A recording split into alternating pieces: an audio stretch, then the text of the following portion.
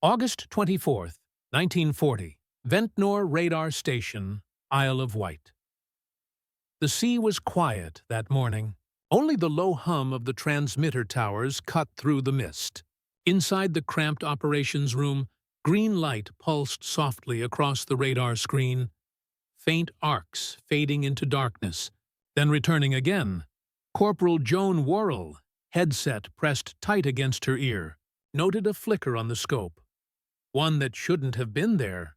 It was distant, barely visible, yet distinct. 80 miles out, beyond the curve of the channel, something was moving fast. She called it in, her voice steady, calm, trained. Upstairs, the plotting table came alive. Colored markers sliding west, orders scribbled in chalk. Within minutes, phones were ringing across southern England. The Luftwaffe was coming. But what the German crews didn't know, what no one outside Britain truly understood, was that their every movement had already been seen, detected long before engines could be heard. The secret wasn't magic. It was electricity, mathematics, and invention. A network the Germans didn't even believe existed.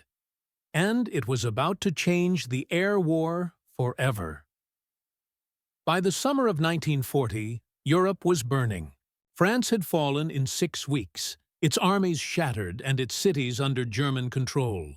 Across the Channel, Britain stood alone, defiant, yet unprepared for the storm that was coming. Adolf Hitler believed that one final blow could force the British to negotiate. To prepare the ground for invasion, his air force, the Luftwaffe, would first need to destroy the Royal Air Force Fighter Command, gain control of the skies, and cripple Britain's defenses. Operation Adlerangriff, the Eagle attack, began in earnest that August, but while German intelligence studied RAF bases, aircraft numbers, and fuel depots, they underestimated something invisible: the web of steel towers that stretched along the British coast. To Luftwaffe reconnaissance crews, they looked like nothing more than radio masts. They had no idea these structures formed the backbone of a new kind of defense, one that would give Britain the power to see the unseen. This was Chain Home, the world's first operational radar network. Developed in the 1930s by Sir Robert Watson Watt and his team, Chain Home consisted of dozens of stations, each equipped with massive 350-foot transmitter towers and 240-foot receiver towers. They sent out powerful radio pulses that bounced off distant aircraft and returned as faint echoes. By calculating the time delay and direction, operators could determine not only where enemy planes were, but how far away they were traveling and how many. It wasn't perfect. Radar couldn't show altitude, and its signals flickered with interference. Yet even with its flaws, Chain Home gave the RAF something no Air Force had ever possessed: time. Time to scramble. Time to climb. Time to fight on their own terms. While the Luftwaffe relied on surprise, Britain relied on science. The system connected radar operators on the coast with filter rooms that analyzed the data and forwarded it to Fighter Command Headquarters at Bentley Priory. There, under the direction of Air Chief Marshal Sir Hugh Doding, incoming raids were plotted on a vast table map with colored counters showing course, altitude, and numbers. From that single room, Dowding could coordinate the defense of an entire island, directing squadrons to intercept with precision and conserving fuel, pilots, and aircraft. Each detection was a small victory of mathematics over manpower. Yet, in those first weeks of the Battle of Britain, the system was still untested under full-scale attack. German bombers approached in waves of hundreds. British pilots scrambled again and again, sometimes 5 or 6 sorties in a single day. And as radar screens filled with blips, no one yet knew whether this fragile new technology could truly withstand the pressure of total war. But soon, one detection, made at a range no one thought possible, would prove exactly what radar could do. The heartbeat of Britain's defense pulsed through a system few civilians even knew existed. From the Scottish coast to the cliffs of Dover, The chain home stations worked in silent coordination. Operators, often young women from the Women's Auxiliary Air Force, stared into cathode ray screens for hours, tracing the faintest flickers of light across a sea of green. Each flicker was life or death. A formation of bombers, a single fighter sweep, or sometimes just the echo of a passing storm. Yet the operators learned to read the language of static, to separate noise from threat. As the Luftwaffe shifted its tactics, targeting radar stations, airfields, and then London itself, the British adapted. Radar detection was now feeding a far more intricate network. The Dowding system, a revolutionary integration of technology, communication, and command. Every radar return went first to the filter room at Bentley Priory. There, plotters, mostly women, worked beneath a balcony lined with telephone operators, marking each new contact on an enormous map table. Colored markers told the story of the air war in real time. Red for enemy aircraft, blue for RAF fighters, yellow for uncertain contacts. Controllers at group and sector headquarters used this information to scramble squadrons within minutes of a confirmed detection.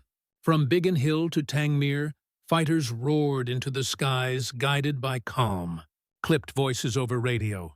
Bandits, Angels 15, Vector 080.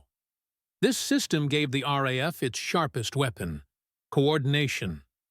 While German commanders still believed in overwhelming force, Britain was fighting with precision. A single radar operator could trigger a chain of reactions that moved from the coast to command to cockpit, all within minutes. Still, the Luftwaffe's confidence was high. German bomber crews were assured that Britain's defenses would collapse under sustained attack. They believed the radar towers were simply part of a coastal observation network. Useful, perhaps, but limited by the curvature of the Earth. No one in Berlin believed the British could detect formations before they even crossed the Channel. That disbelief would cost them. On a cool August morning, as the sun climbed through the haze above the Isle of Wight, radar operators at Vent-Nor noticed something strange. The echoes appeared earlier than expected, far beyond the normal detection range. The blips were faint but consistent, slowly converging toward the English coast. What they were seeing shouldn't have been possible. 80 miles out, over the open sea, the Luftwaffe's bombers were still forming up, confident that their approach was unseen, but Britain had already seen them. In that moment, radar achieved what no observer, aircraft, or patrol could ever do. It gave the defenders an invisible advantage, a head start that would rewrite the logic of air warfare. And as the operators' reports rippled through the Dowding system, another story began. One that would reveal not just a tactical triumph, but the moment when information itself became a weapon. For the first time in history, a battle was being fought not just with machines, but with signals. The British radar system represented a profound shift in warfare. Until 1940, early warning had depended on eyesight, sound detectors, or scattered reconnaissance patrols. Pilots could only react once the enemy was visible. But now, radar had inverted that equation. Detection came first, long before the enemy was even near. Each station along the coast acted as an eye fixed on the horizon, transmitting electromagnetic pulses outward like invisible waves of light. When those waves met metal, a wing, a fuselage, a propeller, they bounced back. The returning echo was measured in microseconds. From that delay, operators calculated range. By using directional antennas, they determined bearing. And by comparing reports from multiple stations, Fighter Command could estimate heading, strength, and sometimes even intent. It wasn't glamorous work. Radar operators were not fighter aces or frontline heroes. They were mathematicians, engineers, and young women working in cramped bunkers filled with hum and heat. But their calculations turned chaos into clarity. When Luftwaffe formations began to gather over northern France, Britain's radar chain tracked them almost from takeoff. At 80 miles, the bombers were still forming up, confident that their approach remained unseen. But on the radar screens of Ventnor, Rye, and Poling, the arcs told a different story. Within moments, the filter room was alerted. Reports from multiple stations converged. Raid detected. Large formation. Bearing 090.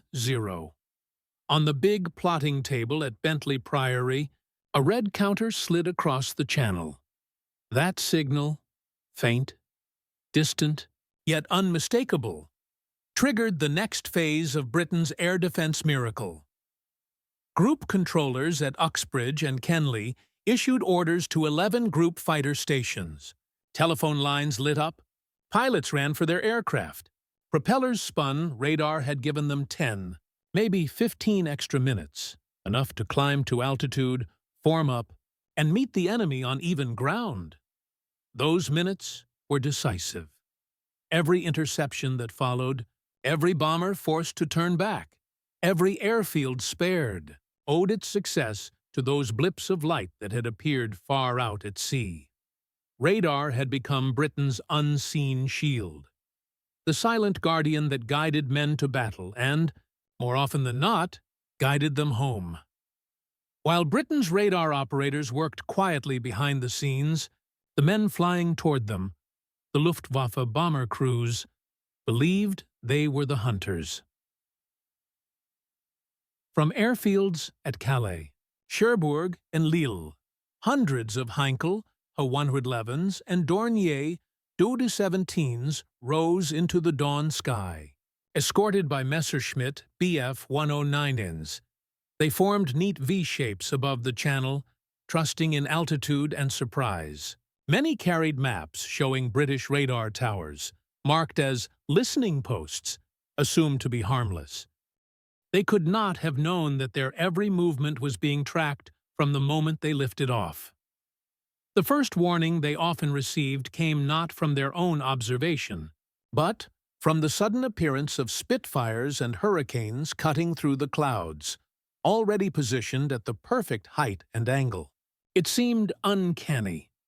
Luftwaffe pilots began to talk of British magic. Some suspected the use of direction-finding networks or advanced spy rings. Others blamed traitorous French weather stations leaking flight paths.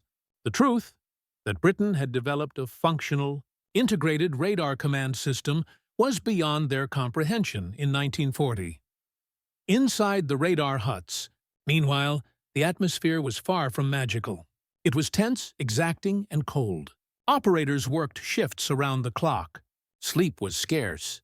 The hum of machinery blended with the muffled sound of boots on concrete and the faint chatter of telephones.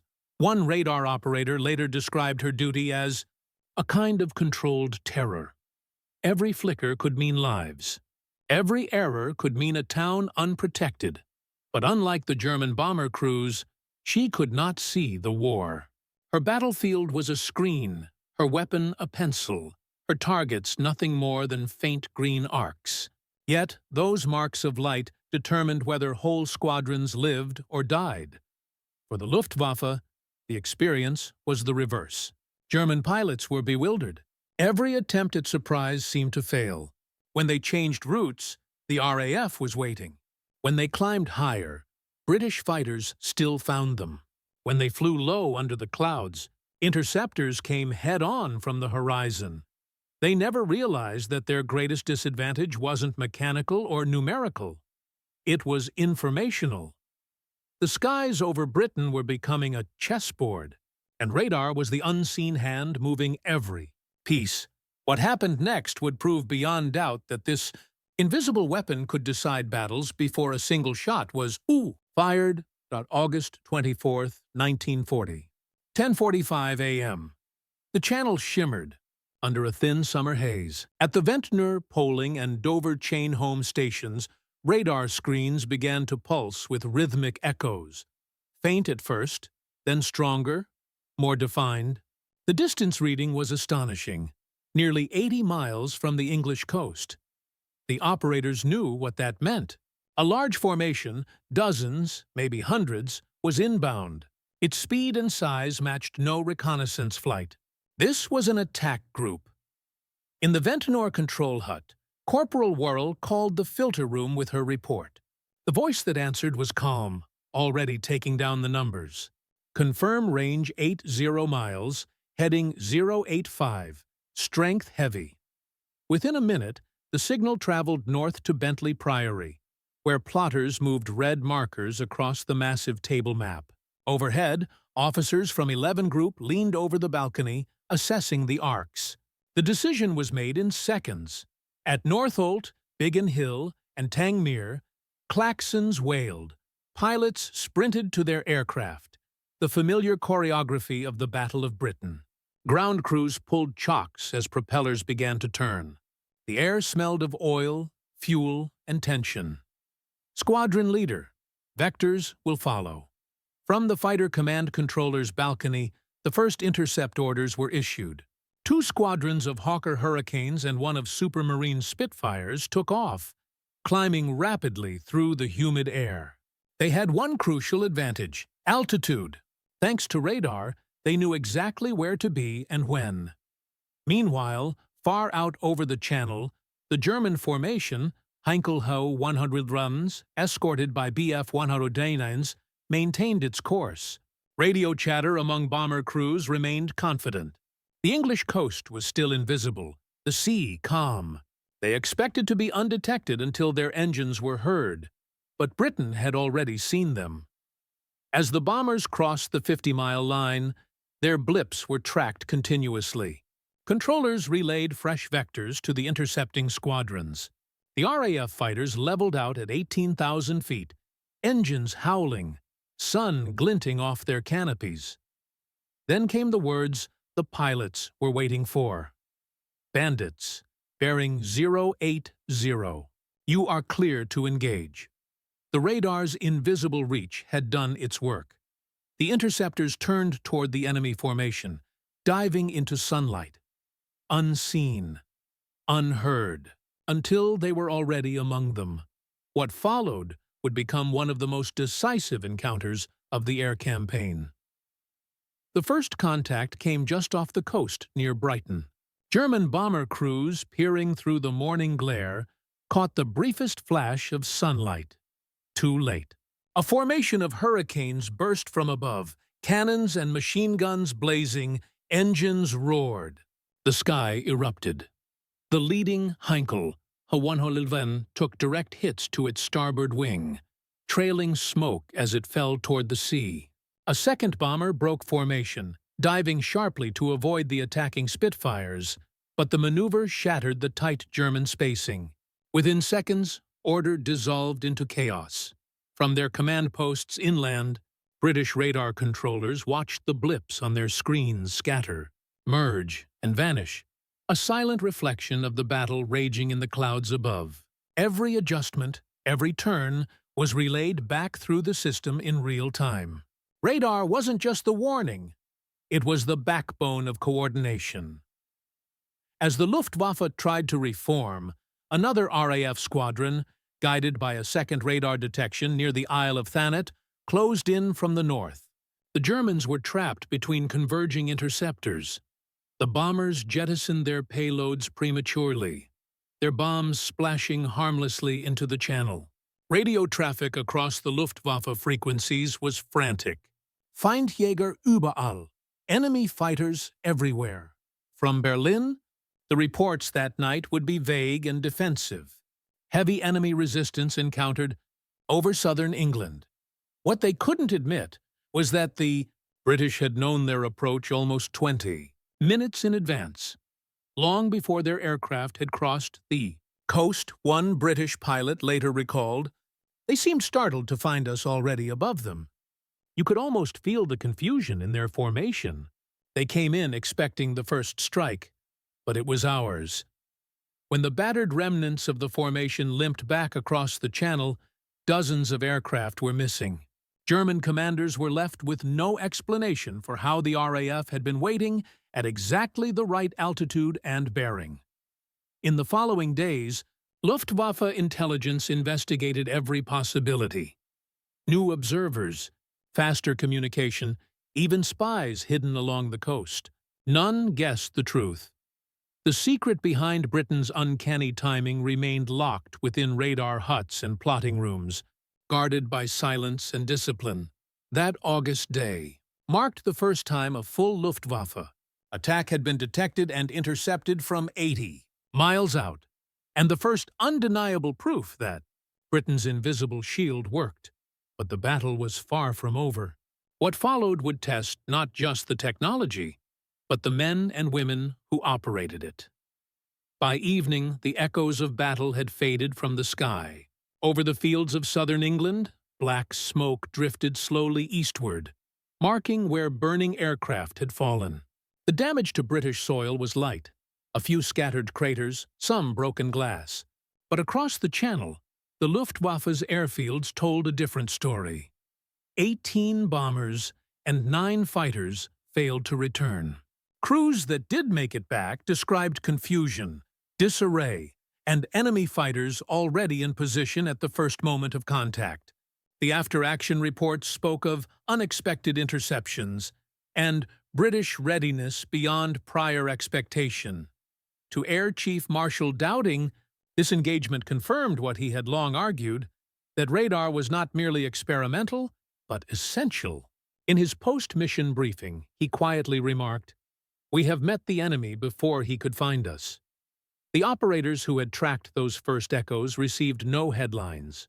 Their work remained secret, hidden under classification orders. But within fighter command, the Vent-Nor detection became legend. The moment when a faint signal on a cathode screen proved stronger than the roar of any engine. It also marked a subtle shift in the morale of Britain's defenders. For weeks they had been reacting, scrambling from behind, surviving on courage and endurance. Now, for the first time, they were anticipating, acting with foreknowledge, not fear. Every pilot in 11 Group knew the truth. They weren't fighting alone anymore. Somewhere, unseen, someone was watching their backs, reading the skies, and guiding them toward advantage. That knowledge changed everything. From that point forward, Fighter Command began to refine radar's integration even further. The Ground-Controlled Interception (GCI) system emerged, linking radar directly to radio operators who could vector fighters during combat in real time. The line between machine and man blurred, and victory depended on both. What Germany didn't yet realize was that this invisible architecture, the integration of detection, communication, and command, was only beginning to mature. In the weeks that followed, the Luftwaffe intensified its raids. Cities like London, Coventry, and Portsmouth became nightly targets. The attacks grew larger, more desperate, and eventually more random. Yet, each time, radar's silent reach stretched further, giving Fighter Command the edge that no amount of aircraft could replace. Even as bombs fell, the system held. Radar towers that were damaged were repaired within hours. Operators rotated through sleepless nights, drinking tea to stay awake as they watched for the next faint trace of movement over the Channel. The rhythm of war had become mechanical, a pulse of detection, interception, recovery, and detection again. German planners could never understand how the British always seemed ready. The Luftwaffe altered flight paths, varied altitudes, and attacked under cloud cover. Nothing worked. Reports from returning crews grew increasingly frustrated. The English see us before we see them. By late September, Luftwaffe leadership began to lose faith in the campaign. Operation Sea Lion, the planned invasion of Britain, was indefinitely postponed. Without control of the skies, an amphibious assault was suicide. British intelligence, reading German communications, knew that radar had quietly won what no single pilot or airfield could: the strategic victory of awareness. When Winston Churchill later said, "Never in the field of human conflict was so much owed by so many to so few," He spoke of the fighter pilots who faced death daily. Yet, behind those few were thousands, unseen, unsung, whose green-lit screens had made the difference between victory and annihilation. By winter, the Luftwaffe had shifted to night bombing.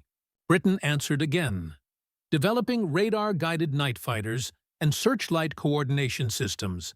Each adaptation widened the gap between British defense and German assumption. The Germans had never known how their enemy could see through darkness, fog, and distance. They never truly grasped that in 1940, Britain had already built the world's first digital battlefield, a nervous system of light and signal, and that it had quietly changed the outcome of the war. The story of radar in 1940 is not one of brute strength or superior firepower. It is a story of perception, of seeing before being seen. For centuries, wars were decided by the courage of men and the range of their weapons. But in the skies over Britain, a new dimension emerged, the invisible domain of electromagnetic waves. Radar redefined the meaning of strategy. It allowed a small island, under siege, to anticipate the future, to act not on fear or guesswork, but on knowledge.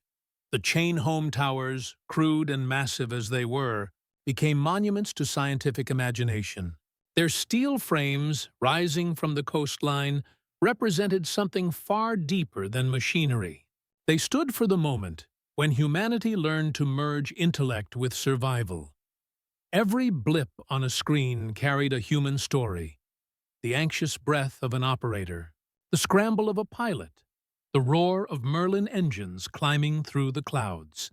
And every successful interception reminded the world that technology, when guided by purpose, could defend civilization itself. The Germans never understood what they were truly up against.